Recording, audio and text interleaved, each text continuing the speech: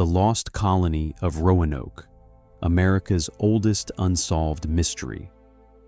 August 18th, 1590. John White stood on the shore of Roanoke Island, off the coast of what would become North Carolina, and called out into the silence. He had been gone for 3 years, 3 agonizing years during which he had fought bureaucracy, war, and weather to return to this place.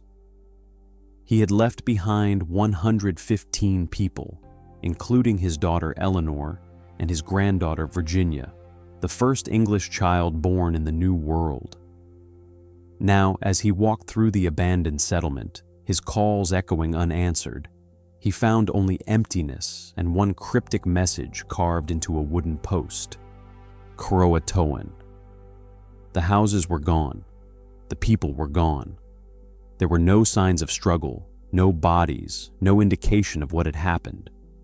It was as if 115 men, women, and children had simply vanished into the American wilderness, leaving behind only a single word that has haunted historians for over 430 years. This is the story of the lost colony of Roanoke, America's oldest and most enduring mystery. It's a story of ambition and survival, of cultural collision and adaptation, of a puzzle that, despite centuries of investigation, advanced technology, and extensive archaeological work, remains fundamentally unsolved.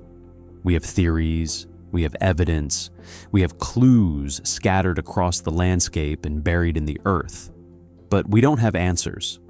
Not definitive ones. Not yet. To understand what happened to the colonists of Roanoke, we need to understand who they were, why they came, and what the world they entered was really like.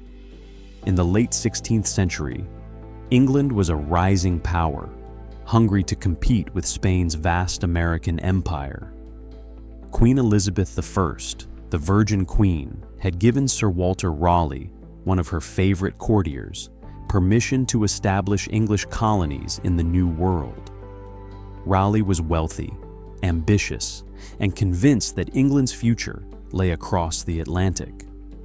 He envisioned permanent settlements that would serve as bases for exploration, resource extraction, and eventually English dominance of North America. But establishing a colony wasn't easy. The first attempt in 1584 was more of a reconnaissance mission, scouts identifying Roanoke Island as a potential settlement site. The second attempt in 1585 brought 108 men to Roanoke, but this colony quickly ran into problems. Relations with the local Native American tribes deteriorated. Supplies ran low. The colonists, mostly soldiers and sailors rather than farmers or craftsmen, struggled to sustain themselves. When Sir Francis Drake stopped at Roanoke in June 1586 during a privateering expedition against Spanish colonies, the desperate colonists begged for passage home. Drake agreed, and the 1585 colony abandoned Roanoke, returning to England. But Raleigh wasn't deterred. In 1587, he organized a third expedition, this time with a different vision. Instead of soldiers, he recruited families, men, women, and children who would build not just a military outpost, but a true community. These weren't adventurers seeking quick wealth. They were settlers, people willing to risk everything for a chance at a new life in a new world. John White was chosen to lead this expedition. White was an artist and cartographer who had been part of the 1585 colony, where he'd created detailed paintings of the Native Americans, their villages, and the flora and fauna of the region. His artwork would become some of the most important visual records of Native American life in the 16th century. But in 1587, his role was governor, responsible for establishing what Raleigh hoped would be the first permanent English settlement in North America. The plan was ambitious. The colonists were originally supposed to settle in the Chesapeake Bay area, which offered better harbors and more fertile land than Roanoke.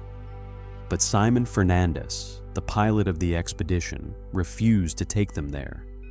Whether this was because of the late season making further sailing dangerous because he wanted to return to privateering against Spanish ships, or because of some other motive, has never been clear. Whatever his reasons, Fernandez forced the colonists to stay at Roanoke Island instead of continuing to their intended destination. On July 22, 1587, the 115 colonists landed on Roanoke Island. They found the remains of the 1585 settlement, now abandoned and overgrown. They set about rebuilding, repairing structures, and establishing their community. Among them were John White's pregnant daughter Eleanor and her husband Ananias Dare. On August 18, 1587, Eleanor gave birth to a daughter. They named her Virginia Dare, and she became famous as the first English child born in the Americas. Her birth was celebrated as a symbol of England's future in the New World, a new generation being born on new soil. Virginia Dare would become an icon in American culture, representing innocence, pioneering spirit, and tragic mystery. Because less than 2 weeks after her birth, her grandfather would leave on a journey from which he would not return for 3 years. And when he did, Virginia, her mother, and everyone else in the colony would be gone. By late August 1587, it was clear the colony needed help. Supplies were running low.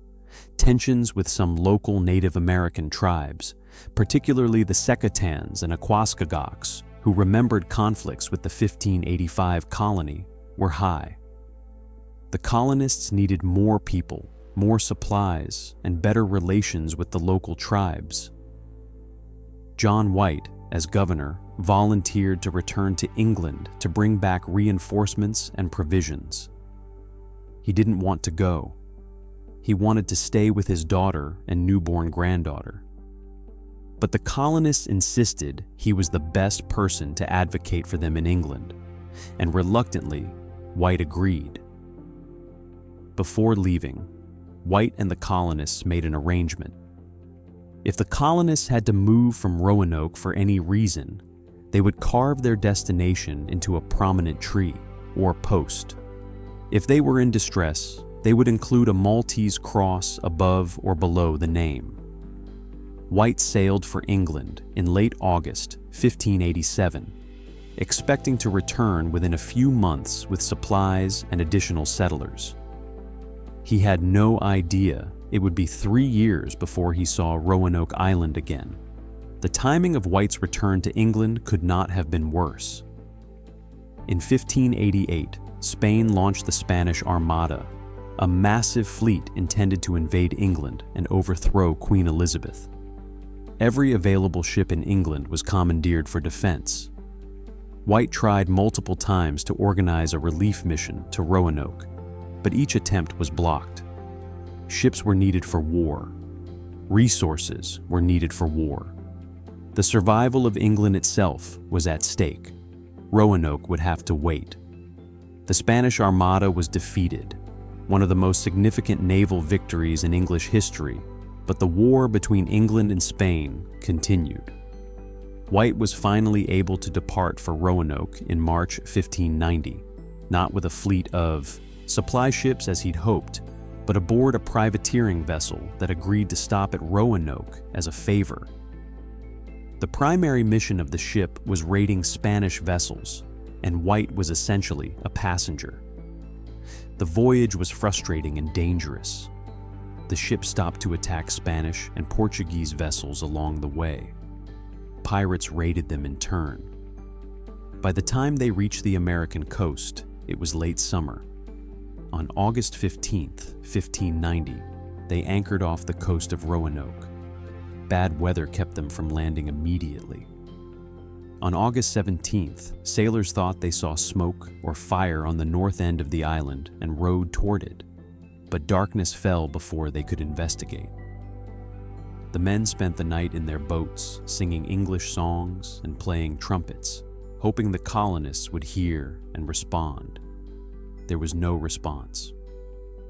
The morning of August 18th, 1590, Virginia Dare's third birthday, John White and a party of sailors finally landed on Roanoke Island. They found footprints in the sand, human footprints, but saw no people. As they made their way inland, they found the letters CRO carved into a tree trunk. White's heart must have lifted. The colonists had left a message, just as they'd agreed. They continued to the settlement site. What they found was eerie in its orderliness. The settlement had been fortified with a palisade, a wooden defensive wall, since White had left. Near the entrance, carved into one of the posts, was the word CROATOAN. There was no Maltese cross, which, according to their arrangement, meant the colonists had not been in distress when they left. The houses had been dismantled, not destroyed. Personal possessions had been deliberately buried, though some had been dug up and scattered, possibly by Native Americans or by animals. 3 heavy iron cannons were still present. Small boats were gone. White believed he knew exactly what the message meant. CROATOAN was an island about 50 miles south, now known as Hatteras Island. It was home to the CROATOAN people, a Native American tribe with whom the English had maintained friendly relations. Their chief, Manteo, had traveled to England with earlier expeditions and had returned to help the colonists. Manteo was likely the colonists' closest Native American ally. If they had relocated to CROATOAN Island, they would be with friendly people who could help them survive. White wanted to sail to CROATOAN immediately, but weather and circumstances conspired against him. A storm was approaching. The ship had lost anchors in the rough waters off Roanoke. The captain wanted to leave for safer harbors.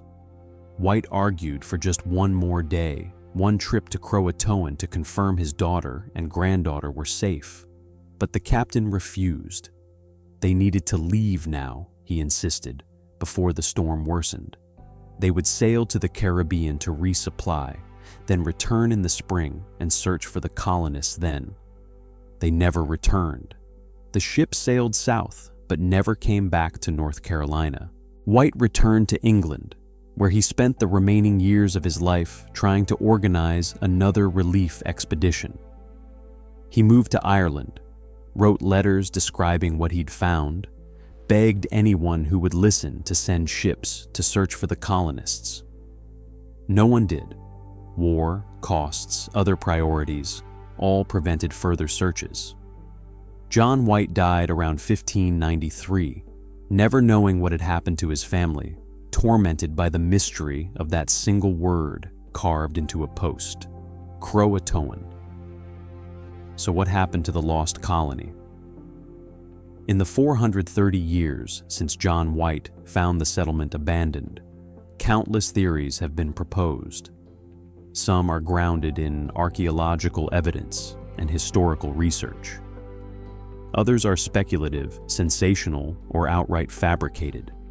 Let's examine the main theories, from most to least plausible. The CROATOAN relocation theory is currently supported by the most archaeological evidence.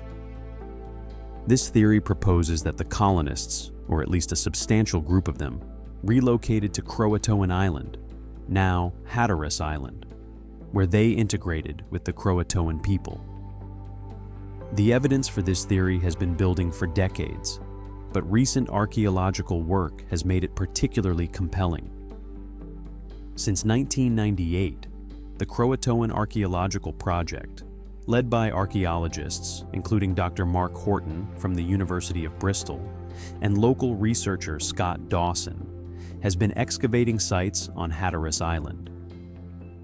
What they've found is remarkable: 16th century English artifacts in Native American village sites, including parts of a sword hilt, gun parts, pieces of writing slate, copper ingots that would have been used for trade, and crucially, hammer scale, tiny flakes of metal that are created during ironworking. Hammer scale is significant because it indicates English craftsmen were working iron at this Native American site during the late 16th or early 17th century. The colonists didn't just pass through, they lived there, they worked there. The archaeological evidence shows English and Native American post holes, the marks left by structural supports for buildings existing side by side.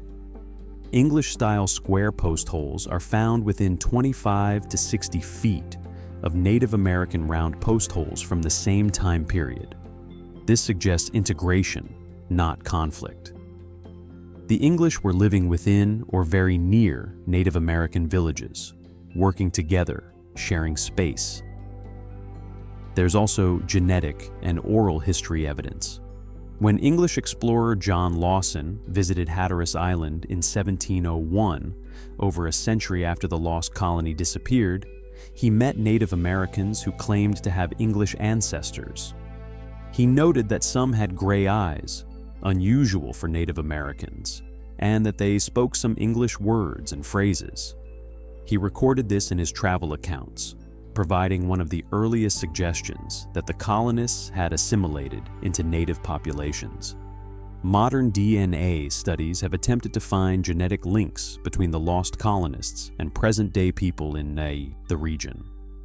The Lumbee tribe of North Carolina, who have long claimed descent from the lost colonists, have participated in genetic studies. While results have been mixed and interpretation controversial, some studies have found European genetic markers in the Lumbee population that could be consistent with English ancestry dating to the late 16th or early 17th century. Scott Dawson, who has spent over a decade researching this theory and wrote a book titled The Lost Colony and Hatteras Island, argues that the mystery was never really a mystery. The colonists left a clear message. They had gone to CROATOAN. The tragedy, in Dawson's view, is that no one came to look for them there. If a relief expedition had arrived in 1591 or 1592 and sailed to Hatteras Island, they might have found the colonists alive, integrated into native communities, but still English, still able to tell their story. Instead, they were abandoned, left to fully assimilate and eventually lose their English identity entirely. However, not all researchers are convinced that all the colonists went to CROATOAN. Another significant theory, supported by its own archaeological evidence, suggests the colony split up. The inland relocation theory proposes that while some colonists may have gone to CROATOAN Island, others moved inland to the Albemarle Sound area, or even further west toward the Chesapeake Bay. This theory is based on several pieces of evidence. First, there's the mysterious map. In 2012, researchers at the British Museum, analyzing a map that John White had painted, titled La Virginia Pars, discovered something remarkable. Using advanced imaging techniques, they found patches on the map that had been carefully covered with other pieces of parchment. When they looked beneath these patches, they found symbols. At one location, about 50 miles west of Roanoke on the Albemarle Sound near the Chowan River, White had drawn a small star or cross symbol, then later covered it. Why would White hide a location on his map? Researchers theorize this might be a secret mark indicating where the colonists planned to establish a secondary site, hidden from Spanish eyes who might capture the map. The First Colony Foundation, a non-profit organization dedicated to researching Roanoke, began excavating at this location, which they call Site X. What they found were English artifacts dating to the late 16th century.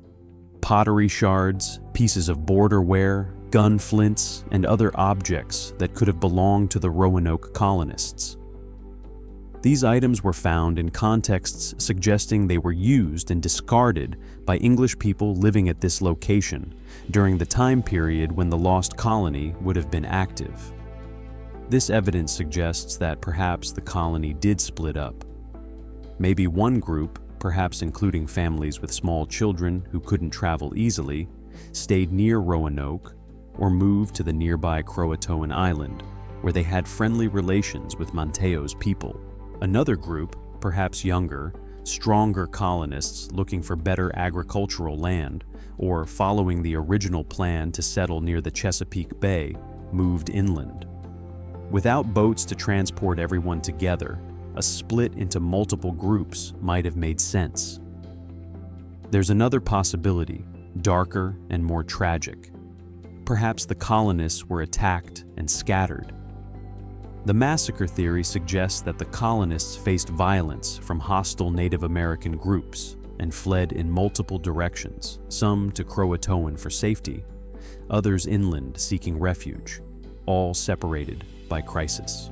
Evidence for this theory comes from later English colonists at Jamestown, the successful colony established in Virginia in 1607, 17 years after White's final visit to Roanoke.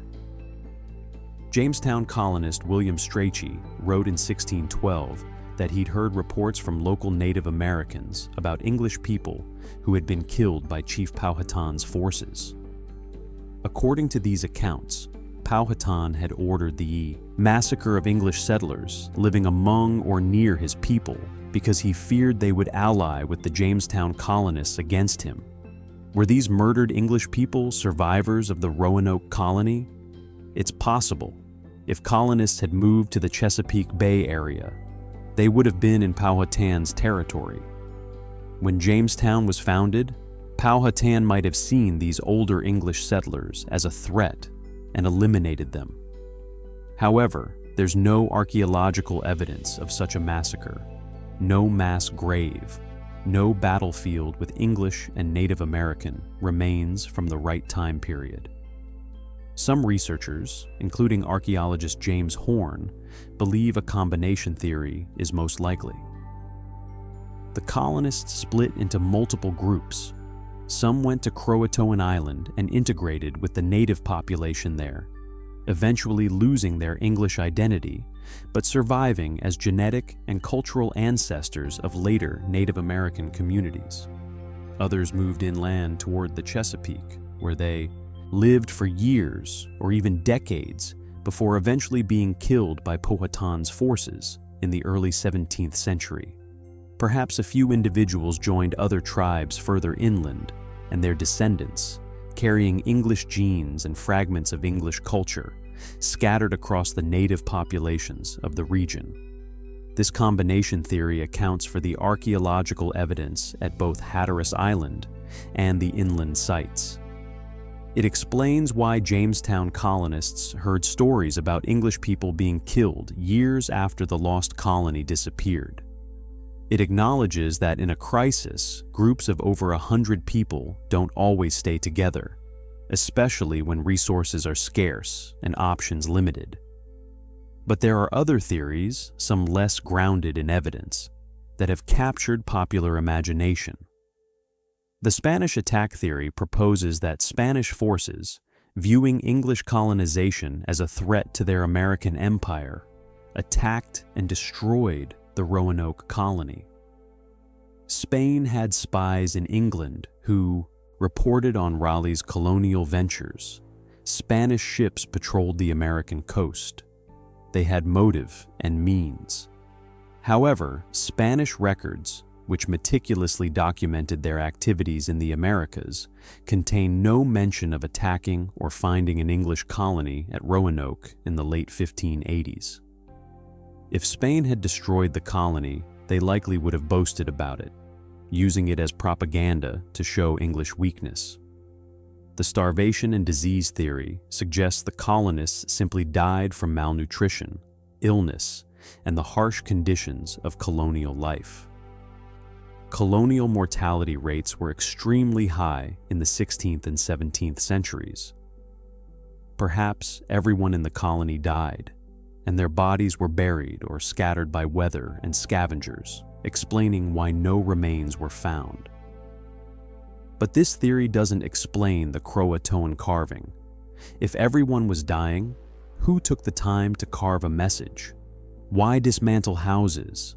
Why would there be English artifacts on Hatteras Island if no one survived to travel there? The supernatural and conspiracy theories are the least credible but most entertaining. Some have proposed time travel, alien abduction, or interdimensional portals. These theories exist purely in the realm of fantasy and science fiction. Others have suggested elaborate conspiracies involving Sir Francis Walsingham, Queen Elizabeth's spy master, deliberately marooning the colonists to sabotage Walter Raleigh's political power. While Elizabethan court politics were certainly complex and ruthless, there's no evidence that Walsingham or anyone else conspired to doom the colonists, and it seems unlikely given the logistics and number of people who would need to be complicit.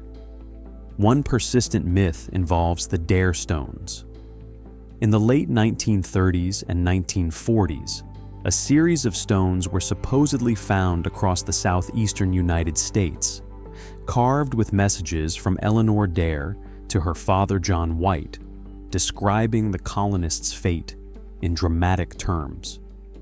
These stones told a story of tragedy, attacks by Native Americans, fleeing inland, years of suffering, Eleanor's husband and child dying, Eleanor herself eventually dying after carving her final message. The stones attracted enormous attention and were initially accepted by some scholars as genuine. However, investigation revealed they were forgeries, probably created by someone hoping to profit from the Lost Colony's fame, or simply enjoying the hoax. Modern analysis has confirmed the stones are fake, but they still occasionally appear in retellings of the Lost Colony story, confusing fact and fiction. So, where does this leave us?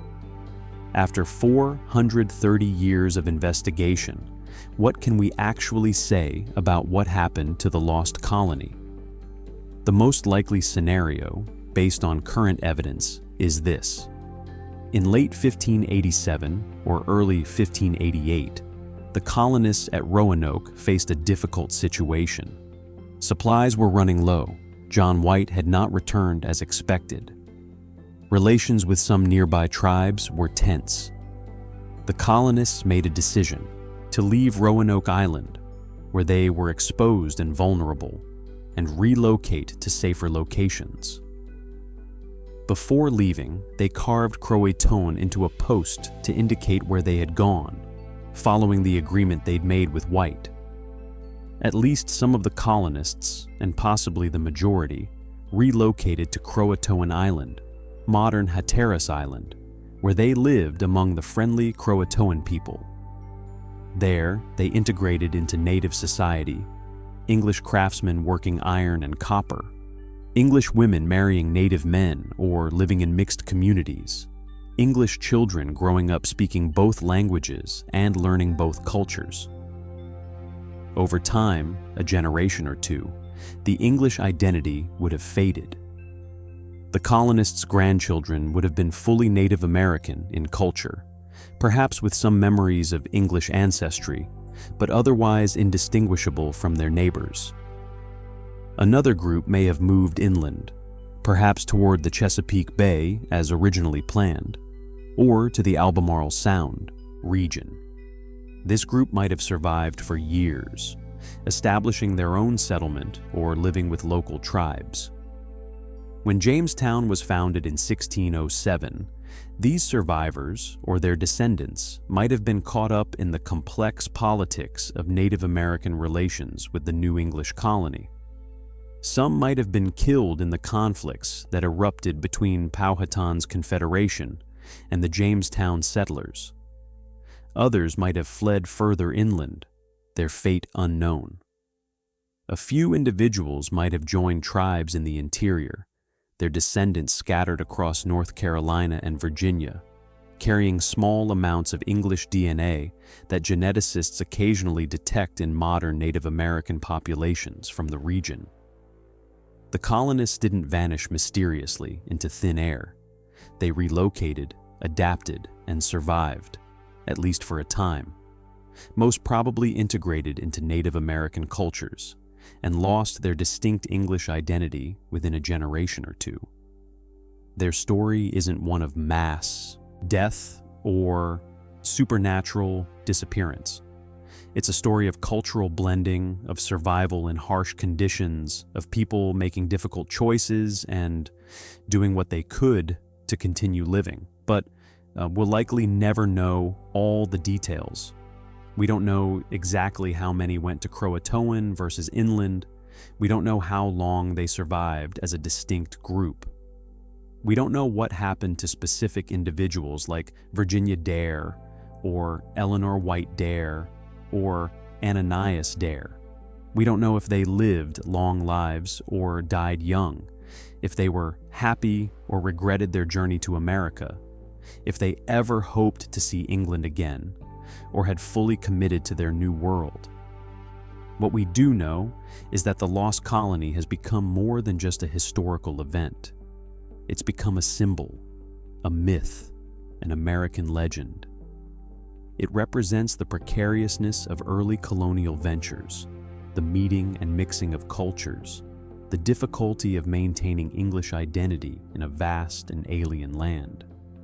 It represents the human cost of colonization, both for the colonists who struggled and often died, and for the Native Americans whose world was forever changed by European arrival. The Lost Colony has inspired countless works of art, literature, and drama. Virginia Dare especially has become an iconic figure in American culture, appearing in poems, novels, operas, and plays. She's been used as a symbol of white American innocence, of Native American tragedy, of mystery and loss. The outdoor drama The Lost Colony, which has been performed on Roanoke Island every summer since 1937, except for war years and the pandemic, has introduced millions of people to the story, though with considerable dramatic license. The mystery continues to attract attention. Every few years, new archaeological discoveries or new theories make headlines. When researchers found the hidden symbols on John White's map in 2012, news outlets around the world covered the story. When the CROATOAN Archaeological Project announced their findings in EMZO 2020, it reignited debates about the colonists' fate. Each discovery adds pieces to the puzzle, but the puzzle remains incomplete, and perhaps that's appropriate. Perhaps some mysteries should remain mysteries. The Lost Colony represents a moment when European and Native American histories intertwined in ways that were complex, intimate, and ultimately untraceable. It reminds us that history isn't always neat, that not every question has a definitive answer, that sometimes the past keeps its secrets despite our best efforts to uncover them. Today, if you visit Roanoke Island, you can walk where the colonists walked. Fort Raleigh National Historic Site preserves the area, though the exact location of the 1587 settlement remains somewhat uncertain. You can see reconstructions of earthworks, visit a museum with artifacts from various periods, and watch the Lost Colony drama on summer evenings. Nearby, the Outer Banks History Center maintains archives related to the colony, including reproductions of John White's maps and paintings. If you travel south to Hatteras Island, you can visit sites where CROATOAN Archaeological Project has excavated. Markers identify the general areas where English artifacts have been found in Native American village sites.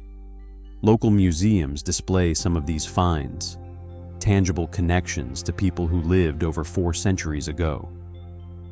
But perhaps the most powerful experience is simply standing on these islands, looking out at the same ocean the colonists saw, walking through forests descended from the trees they knew, and imagining what it was like. What did Eleanor dare think when she held her newborn daughter Virginia, the first English child in this strange new world? What went through the colonists' minds when they carved CROATOAN, knowing they were leaving Roanoke, uncertain what the future held? What hopes and fears did they carry as they made their way to new homes, new lives, perhaps new families among people very different from themselves? We'll never know. Their voices are silent. Their stories ended without being fully told. But in that silence, in that absence, the Lost Colony speaks to something fundamental about the American experience. We are a nation of people who came from elsewhere, who adapted, who survived by blending and changing, who sometimes lost our original identities in the process of creating new ones.